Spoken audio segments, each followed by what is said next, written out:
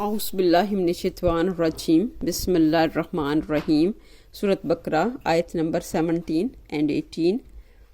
مثلہم مثال ہے ان کی کا مانند مثل الذی مثال اس شخص کی یستوقد جو کہ جلاتا ہے نارن آگ پس لما جب اضاءت روشن ہوتا ہے ماں جو حولہ ماحول ہے اس کا ذہب اللہ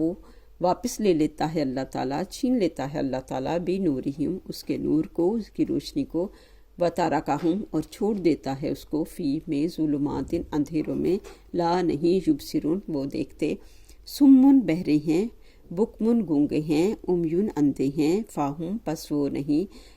پس وہ لا نہیں یرجعون واپس لوٹیں گے۔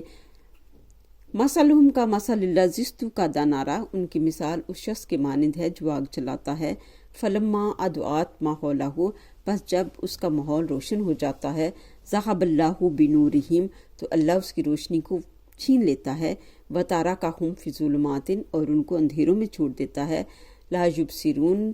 اور وہ نہیں دیکھنے والے، سمن بکمن امیٌ فہم لا یرجعون وہ بہرے ہیں، گونگے ہیں، اندھے ہیں پس وہ نہیں لوٹیں گے۔ ان آیات میں اللہ تعالیٰ منافقین کی وضاحت بڑی خوبصورت مثال سے کرتے ہیں کہ ان کی مثال اس شخص کی مانند ہے جو آگ جلا کر اپنے ماحول کو روشن کرتا ہے۔ جب ہم مثال دے کر کوئی بات سمجھاتے ہیں تو چھوٹے سے چھوٹا بچہ بھی اور کم عقل انسان بھی اس بات کو سمجھ آتا ہے۔ تو ان لوگوں کی مثال ایسے ہی ہے جیسے کہ انہوں نے آگ جلا کر اپنے ماحول کو روشن کیا، یعنی جب انہوں نے اسلام قبول کیا ان کے دل ایمان سے روشن ہو گئے اور وہ حق و باطل میں فرق کرنے لگے، لیکن پھر جلد ہی وہ حق میں حجت بازی کرنے لگے، کیڑے نکالنے لگے اور واپس کفر کی طرف لوٹ گئے۔ اور اس کی بڑی وجہ یہ تھی کہ وہ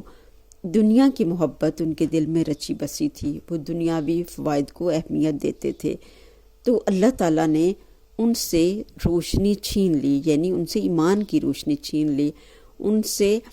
حق کو قبول کرنے کی استطاعت چھین لی اور ہدایت کے ذرائع ان پر بند کر دیے۔ اب وہ دیکھنے، سننے اور کہنے کی استطاعت نہیں رکھتے، حق بات کو نہ کہتے ہیں نہ سنتے ہیں اور نہ ہی حق بات انہیں نظر آتی ہے۔ وہ ہر بات میں حجت بازی کرتے ہیں، اس میں کیڑے نکالتے ہیں، ٹیڑے ہو جاتے ہیں۔ تو اللہ تعالیٰ نے ان کے دلوں پر مہر لگا دی ہے، اب وہ واپس نہیں لوٹیں گے، کیونکہ انہوں نے حق بات کو قبول کر کے پھر دوبارہ کفر کے راستے کا انتخاب کیا ہے، انہوں نے گھاٹے کا سودا کیا ہے۔ تو اب وہ حق بات کو نہ دیکھتے ہیں، نہ سنتے ہیں اور نہ ہی وہ کہتے ہیں۔ صدق اللہ العظیم۔